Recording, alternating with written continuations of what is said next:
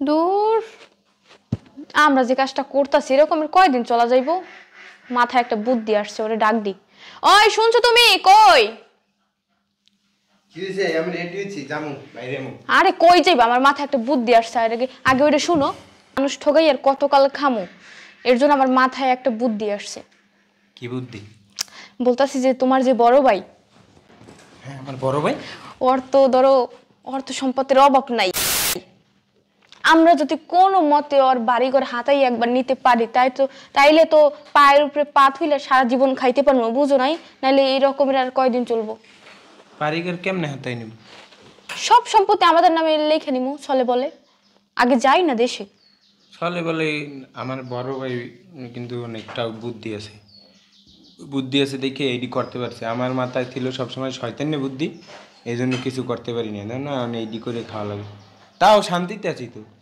একদিন পকেট মেরে দিলি তো আমার 5-6 হাজার হয়ে যায় চলে যায় এক সপ্তাহ চলে যায় আরে চুপ করো তুমি আমি যেটা বলছি সেটা শোনো আগে যাই দেশে তারপরে আমরা তাদের সাথে ভালো ভালো ব্যবহার করব মিষ্টি কথায় ভাসাইয়া তারপর জায়গা জমি সবকিছু তোমার নামে লিখে আনবা আমি তো আসি জিন্দা থাকতে দিব তুমি আমার বাইরে চিনো না আরে আমি আসি না আগে চলো তুমি আগে দেশে যাই তারপর চলে বলে সবকিছু ঠিকঠাক করি মিষ্টি কথা বলি একটু তাদের সাথে মিশি দিব এডি হ্যাঁ তাহলে কি করা যায় দরকার হলে মার ধর করে অত্যাচার করবো এমন অত্যাচার জানি সবকিছু আমাদের নামে লিখে দেয় কেমনে অত্যাচার করলে তো সম্ভব না হ্যাঁ এলাকায় একটা প্রভাব আছে হ্যাঁ তাহলে সমস্যা নাই ওই অজ্ঞান করার যে একটা মেডিসিন আছে না ওইটা দিয়ে তারপর টিপসো দিয়ে সবকিছু আমাদের নামে লিখে আনবো আই হ্যাঁ এই না হলে আমার বউ মাথা হইতে পা পর্যন্ত বুদ্ধিতে ভরা হ্যাঁ এই বুদ্ধি তো আমার মাথায় ছিল তাইলে তো মনে করো মুগো আর এইটি করাই লাগবো না একবারে বড় লোক হয়ে যাবো দরকার গ্রামে থাকলাম না ওইটি বেচে দিয়ে আমরা শহরে বাড়িঘর করলাম কি কাও অবশ্যই শোনো আমার চিন্তাধারা আছে যে শহরে একটা 3 তলা বিল্ডিং করবো উপরের তলায় সুইমিং পুল থাকবো দোতলায় আমরা থাকবো নিচতলা আমাদের বড় বড় গাড়ি ঢুকবো না মার্সিডিজ BMW প্যারাডো এটা করে আগে জায়গা জমিটা তোমার নামে আগে আইনা লো তোমার মতো বউ যার আছে এর মাথায় তো সবসময় এই বুদ্ধিই থাকবো হ্যাঁ তাহলে চলো আজকেই রওনা দিয়ে দিই তার লেট করে লাভ কি শুভ কাজে এটা তো একটা শুভ কাজই আচ্ছা ঠিক আছে চলো হ্যাঁ চলো এই টিকিট কাটবো যে টিকিট কাটার তো টাকা নাই কেমনে কি করবা না হেল্পারে পড়াইতে পারবে না পারবো না মানে এটা আবার আইলো এই মুহূর্তে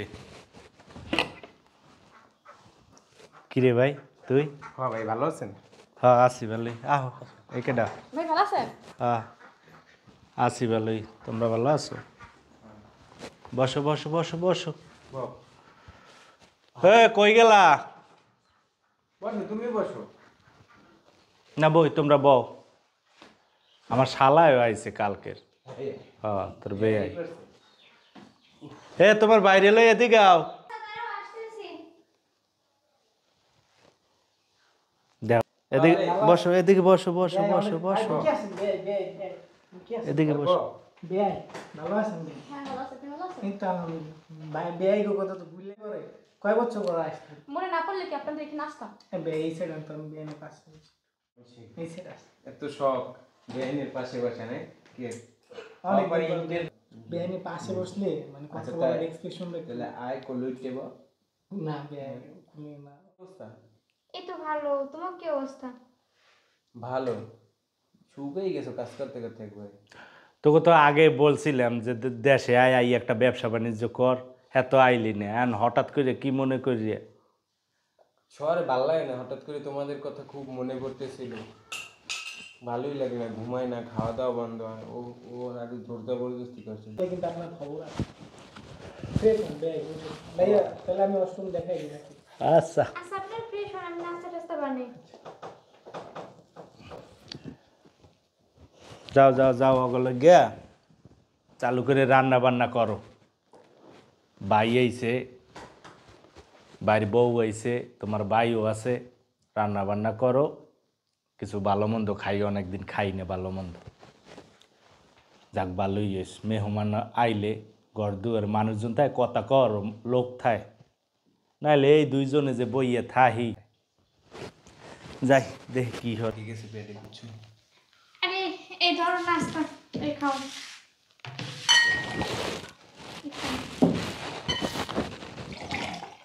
এতগুলো দিছে ছিল আরে খান আপনারা। এতগুলো খাইতে পারবো না, একটা খাই। যতটা তুমি খাইবা? না আমি খাবো না, তুমি খাও। ভাবি আপনিও খান, এতগুলো তো না, খাইতে পারবো না, কাজ আপনি খান। আছে, আপনারা খান, আমি যাই। সেই সাথ না কেমন ভালো লাগে না। শোনো খামো কি, আমার মাথা তো খালি ঘুরপাক করতেছে, কি সুন্দর বিল্ডিং করতেছে। এটা কবে আমার নিজের করবো, কবে সব সম্পত্তি হাতাই নিব, এই চিন্তাই তো আমার ঘুম হইতেছে না। খামো কি, পেট ভরা মনে হইতে জানো।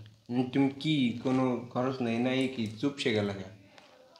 মানে একটা কথা বলতে চাইছিলাম, রাগ করবে না তো আবার?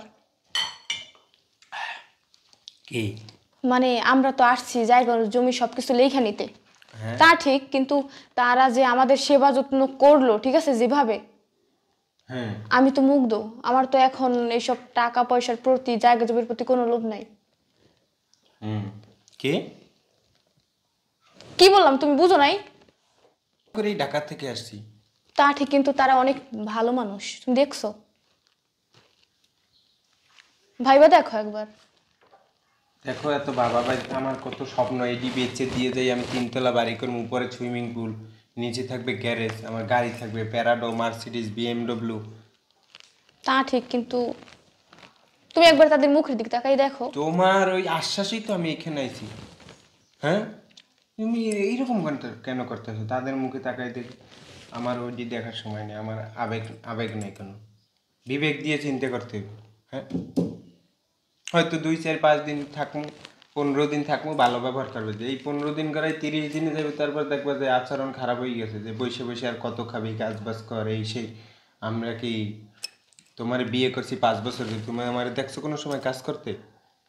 আমার কাজই তো ওইটা, জামু ধর্মু লমু শেষ, কেল্লা ফতে। তুমি আরেকবার ভাইবা দেখো। বাবা ভাই সময় নেই, তুমি যা করার তাড়াতাড়ি করো, কয়েকদিনের মধ্যেই করো। আরে শালায় ভাইয়ের শালা, ওটা তো একটা কেমন সবসময় ঘরের মধ্যেই থাকে, ও যদি সইরে জায়গা, ও গেলেই মনে করো তোমার আর তোমার দিকে আর বাচ্চামো না, আমি বাইরে ঘুমাই থাকবে, ডাইরেক্ট খতম করে দিয়ে টিপস হইলে চলে যাবো ঘরে। তুমি যে বুদ্ধি করছো ওতে কামাইব না, খালি আদায় চিনতে পারবো না। সিগারেটের বেরোচ্ছে, আমি দোকানে যাই সিগারেট খাইতে। তোমার বাড়ি বউ আইস, বাজারে যাইয়া বড় একটা মাছ আনা লাগবে, কোরাল মাছ আনমন আর 2 কেজি গরুর মাংস আনমন। অনেকদিন হয় ভালো মন্দ খাওয়াই নেও গো, আর আইসে অনেকদিন পর। কি বলি, কই যাও তুমি? আমি একটু বাজারে যাইতে চাইছিলাম, বাজারে কি কাজ? বাজারে একটু বাজার ঘাট করমু, মাংস টাংস আনমু। বাই আচ্ছা, আইসে ভাই। বাজারে যাবা না? আমার কথা শোনো আগে। কি হয়েছে? তোমার কিছু আনা লাগবে নাকি? না, আমার কিছু আনা লাগবে না।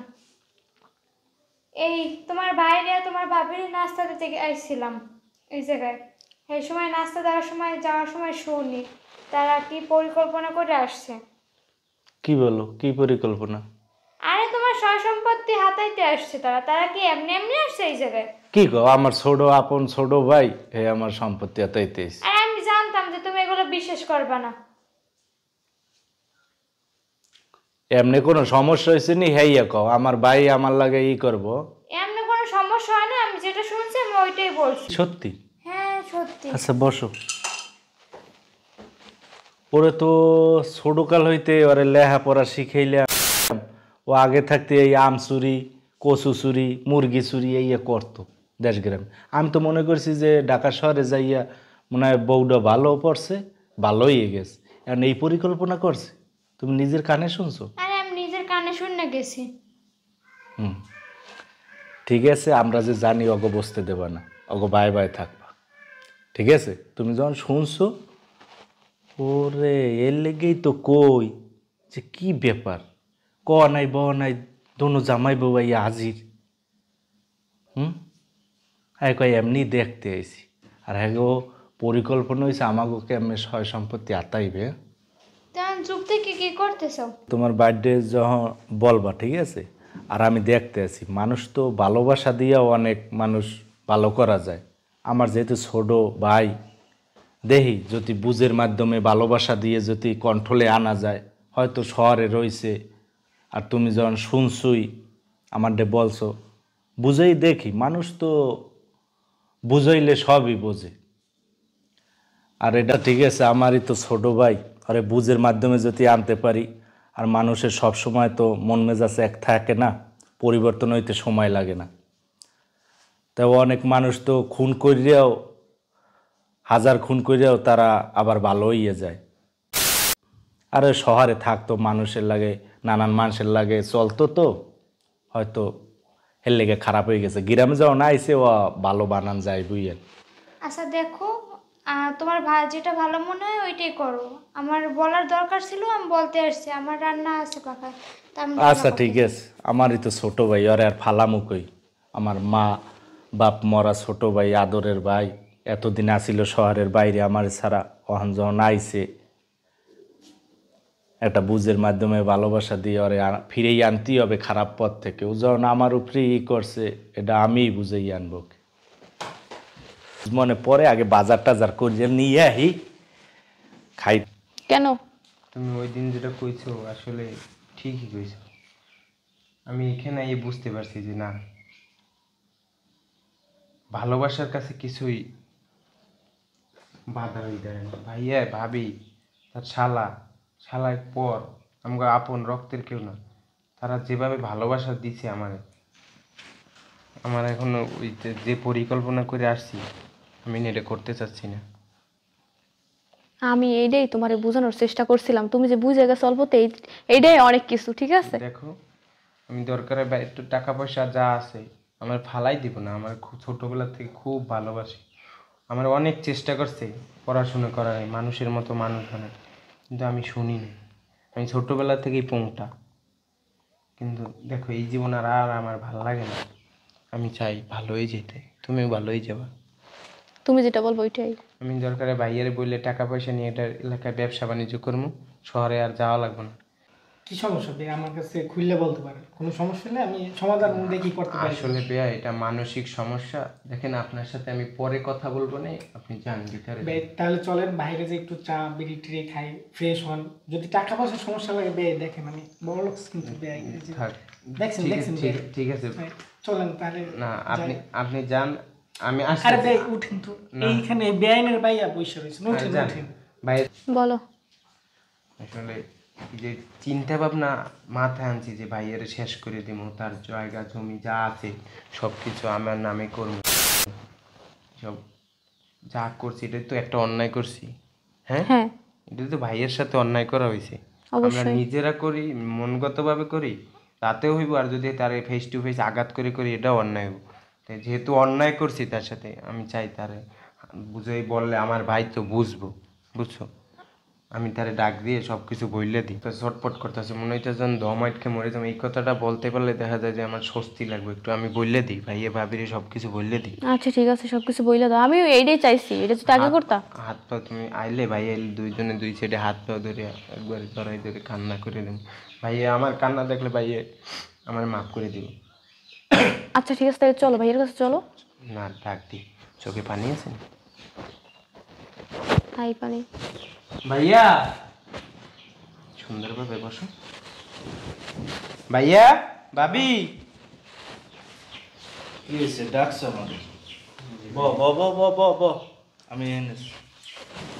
কি হয়েছে? ভাইয়া আসলে আমি একটু অন্যায় করে ফেলাইছি। কি অন্যায় করছো? অনেক বড় অন্যায় করে ফেলেছি ভাইয়া, তুমি কি আমাকে মাফ করবা? আরে তুই হইলে আমার ছোট ভাই, তোর ছোট মোটো আবদার অন্যায় এটা কি বড় ভাই মনে রাখ? ভাইয়া, ভাইয়া। অনেক বড় অন্যায় করে ফেলাইছি ভাই, তুমি তো কি আগে কও মাফ করবা কিনা?